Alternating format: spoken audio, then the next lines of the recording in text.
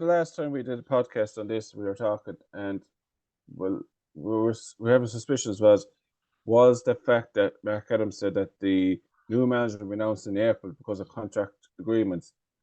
Obviously, someone's in a job, and they have to wait till April for it to all work out for them, and they're going to announce it in early April or in the middle of April, sometime in April. Anyway, he said, and I thought then that they had done a deal with Carsey where they were going to let him manage the next two games in March. Now, obviously, I don't know how the games got on, but they were going to let them games happen. And by the time in April, then Carsey would be free to take the role. Now, that's what people in the media, everyone thought that might be the way they might have made a breakthrough. Carsey, I think, I think it's the Daily Mail, where it was quoted that he spoke to the FI in November. They had a good chat, and went no further. He said, "No, I'm committed to England on G1s," and I think they left it at that. So there's a lot of spin and a lot of stuff trying to hoodwink him back into this thing, which probably is total clickbait. Now that we think of it. So then it went on to this announcement where Callum said, with John O'Shea actually putting up beside him, that there was new manager would be announced in April. It was John O'Shea was given these two games. He's done well. He actually said one thing where in an interview, John O'Shea was asked, "Do you fancy the job long term, John?" And he said, "Ask me after Tuesday." So the question's going to be asked again tomorrow night after the game, and I'm sure he does want it, Paul. And he looks very very comfortable in the role. I think. I know it's only one game, but he's worked as a assistant manager before with Stoke, and I think he's worked with obviously with Stephen Kenny, so he knows the players. He has that stature that I know Kenny has worked in management for a long time, but John O'Shea was a good player very good player at Manchester United, and was captain of Sunderland as well. We spoke, sorry, Lord, for cutting across you, sorry, but we did mention before, John O'Shea can put the trophies on the table, he can put his caps on the table, he's well known across England, and that was always against Stephen Kenny and even Brian Kerr before that. He wasn't known in England, where that's what all the 90% of the Irish players are playing, and none of the clubs know him. John O'Shea has that in his back pocket. Manchester United player for 9 or 10 years, he has the trophies, he has the medals, so that's a huge advantage to have. It's a massive advantage to have. Now, at the moment, Paul, now it could all be. If you look at the bookies, if you look at who are the odds on for the new manager of Ireland, Gus Poyet, the Greece manager, because he's in the job. Now, this is the way things are going, Paul. Anyone now that we think they might be linked with the job, if they're in a previous job, so there's a. Tomorrow night, Paul, Georgia take on Greece. The reason why this is in the playoff game for the Euros. The two managers, Willie Semigal, I think he's a French international. He used to be French international. He used to play for Bayern Munich as well. Played the World Cup in 2006. And Gus Poyet used to play for Chelsea as well, and is current manager of Greece. They're facing each other in a playoff match.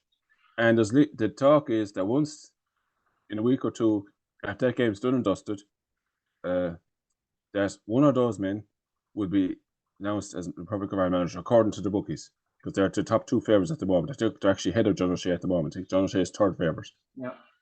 Now, both maybe have denied it. I think I saw an interview with Gus Poyet he did with Artie when he was over here in Dublin, I think sometime last year, where he said he had no contact with the FAI. Are we going down another rabbit hole, Paul? I just don't know, because there's been so many men that's been linked with the job. First of all, we thought Carson was nailed on, now he's not. Then it was Neil Lennon, then it was Chris Coleman. Steve Bruce, I think, was mentioned at the very start as well. Roy Keane was linked with us. Chris Houghton. So we've had so many people linked with the job now, Paul, to be quite honest with you. And I know you're probably going to get onto the sponsorship deal in a minute, but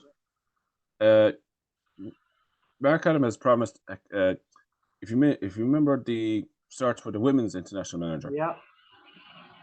Eileen Gleeson was put in as an interim manager, and the FAI said that Naas would be cast far and wide. The Naas must have a hole in it, because they ended up hiring the woman that was already in the position in the first place. So, who initially said she didn't want the job, she was happy in the role she had previously. Then you go to the sponsorship. They used to sponsor the women's international team. And for 4 years, the FAI had been absolutely making a mess. Well, from the outside looking in, it looks a mess. to get a sponsor. Last week, and as we know before the game, Sky were announced as the sponsor for the men's international team. So Sky is now on the men's jersey as well. I am absolutely sure that FA would have asked Sky previously before that, in the last 4 years since they sponsored the women's, they would have asked Sky for sponsorship as well. Sky obviously would have said no all these years, but for some deals been done now where they're now the sponsors for the men's and the women's until after Euro 2028. So they've promised so much and ended up going with something they've had previously. So I would give John O'Shea a really good chance, Paul, of becoming the Republic of Ireland manager. Because we go by the history of Jordan Hill and Mark Cottam, with the way they've said what they've said and what they've delivered.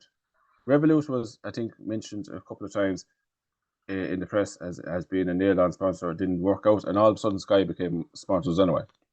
And as I said, Eileen Gleeson initially was meant to be only temporary. There was supposed to be a big search, and FAI went with appointing her a couple of weeks after her last. Sorry, no, for putting the question. This is down to money, I think. That Eileen Gleeson, she was already an employee, so if they were bringing someone from an outside manager, it would cost a lot more. It's the same with the men's. If they even get in Gus Poyet or the other fella Sagnol, they are going to have a big wage packet and a big pay packet. They can't afford that. So I think the odds are the longer it goes on, it leads to somebody like John O'Shea, who's already in temporary, and his wage wouldn't be as high because he hasn't got the international experience. Or maybe somebody like Chris Houghton again, maybe, or someone like that who's out of a job and whose salary and it wouldn't be that big. I think the FAI haven't got the money, and that's the most important thing. And we also want to talk about the jerseys. Is it Castor? Is that the name of them? The jerseys that were they're for sale now, the unbelievable prices. What I thought to get people to buy the jerseys. The FAI are trying to get money in. They're in huge financial debt. There's a huge debt there they're trying to write down, and that's the biggest criteria that they're looking at, in my opinion. Yeah, I think, well, like, the FAI will look very, very silly. You know, to be fair, they've looked silly for a long time. Sometimes in search. It would be the first time, but to say we're going to hire a manager in April and then end up in the end going with John O'Shea, like, I wouldn't mind. I think John O'Shea would deserve a chance no more than anyone else. Like, because we just faced the FAI in the past hired Steve Staunton with even less experience there in 2006, I think it was. So, he's definitely got a chance, Paul. But the only thing I would say, Paul, about Gus Poyet, and I think I mispronounced his name, I'm sorry. Yeah. But they are managing Georgia and Greece, so they wouldn't be getting the top dollar if you get me, Paul. Yeah, I understand. With Ireland, they might get a little bit more, but it wouldn't be massive amount more, to be quite honest with you, because I think those associations wouldn't be the richest now, Paul. No disrespect to them. Yeah. So I think they are reachable, Paul. Probably. Yeah. They wouldn't be top dollar, like, you know. I think Willie Sagnol he managed Georgia, I think, in terms of a manager, head coach. I think he's been assistant manager at Bayern Munich a few times and assistant manager in previous jobs. I think if you look at Gus Poyet, you know, when he started out as assistant manager in Swindon, then he went to Brighton, had a few years in Brighton, then he went to Sunderland, and he was in Bordeaux, and he was out in China, and he's manager of Greece now. So he's had a topsy-turvy type of managerialship, shall we say. But he's probably the best we can get in terms of managers who have experience, so, shall we say. But then look, Paul, we could be in a month's time, in a couple of weeks' time, this could be all nonsense, and we'd be thinking, why on earth were we linked with Gus Poyet when he clearly wasn't interested in the job? Look, he's manager of Greece. The two of them are having a big playoff tomorrow night and getting to the Euros. Now, I don't know, Paul. I know, obviously, you probably will get more money managing Ireland, but you got a chance to manage in the Euros, and you built a team. No, the loser. Sorry, Noel. What my understanding is whatever team loses tomorrow night, that's the manager that they're going after. So if Georgia win, then they're going after Poyet, or if Greece win, then they're going after Willie Sagnol. So the loser of the team, the loser's manager that they're going after. It could be, Paul. It's incredible, Paul, to be quite honest with you.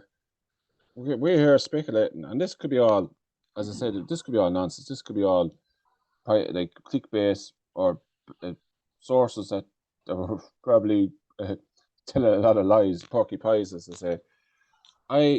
I just don't know. I think this search for the new international manager has been one of the weirdest searches I've ever seen, particularly for a Republic of Ireland manager. Anyway, there's no consistency. There's no.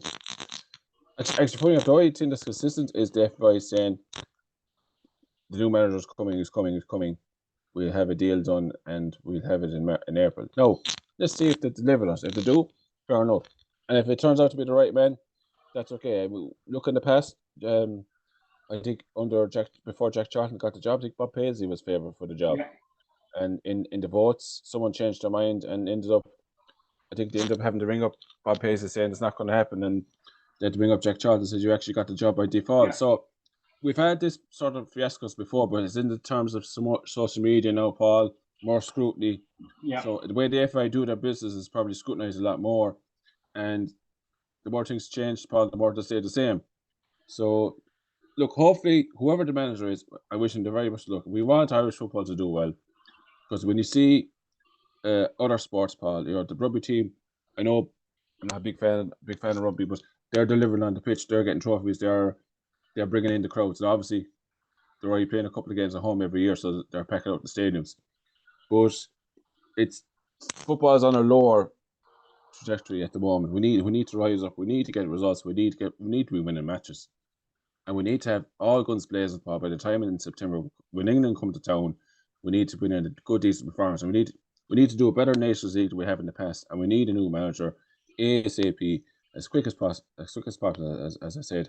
And hopefully we'll improve. Yeah, no, and just this year will be much better than last year. Yeah, just a quick word there on the tickets. I know and it seemed the game on Saturday, you could only buy the two tickets together for Saturday and the game on Tuesday. But that wouldn't suit families. That's why there was about 10,000 shops below the full stadium. And lo and behold, you can buy a single ticket for tonight after the match tomorrow night. But it seems even basic stuff like that to the FBI are not. There should be an option for the family to come on and start one match. And maybe a bit of a reduction if you buy the two of them together. But not, there should always be options because you get people in different circumstances. What are your thoughts on that? I totally agree with you, Paul, because I bought my ticket. I went up for the Greece game. I know it was a dead rubber. I just wanted to go up and see, because the time off of work. And work comes into a lot of things, Paul. You literally can't commit for Tuesday night, Paul, with children and stuff like that. Yeah. Because obviously the prices in Dublin to stay is crazy. So you're going to go up and go down the same night. People say no, to hell with that. So that's why there was, like you said, there was many thousands of seats empty on Saturday. And I had the same thing with the Greece game. You could only buy the tickets together. So there was the Greece game was a qualifier. We lost the game 2-0. And then a month later was a friendly against New Zealand. You couldn't buy the tickets separate, like we said. I had to buy the two tickets. I ended up using the ticket for the Greece game because I went to it. But I didn't use the game for the New Zealand game because I wouldn't be able to get the time off. It didn't work out for me. I spent money on two tickets, Paul. I all I wanted one. Yeah. And that was really bloody frustrating. And I have to call it out when I see it. It was really frustrating. And this thing where it's just money, Paul. That's what it is. It's just money. People can't commit the Saturday and a Tuesday, like you said, for people to go into the game. People wanted to go to the game on Tuesday, or people want to go to the game on Saturday, but they can't go to both because it's just totally unfair, Paul. Like we said, families as well. Like to go to two games is too much of an ask, Paul. Someone, particularly in a weekday. The weekday is a killer. So I think it's totally wrong what they did. And I don't know, like you said, is it now that you can buy the tickets? Yeah, you can buy the single one for the game tomorrow night against Switzerland. Yeah, so I think it's totally wrong what they did. And it's just a money racket, Paul. It's very, very unsatisfactory for a lot of supporters.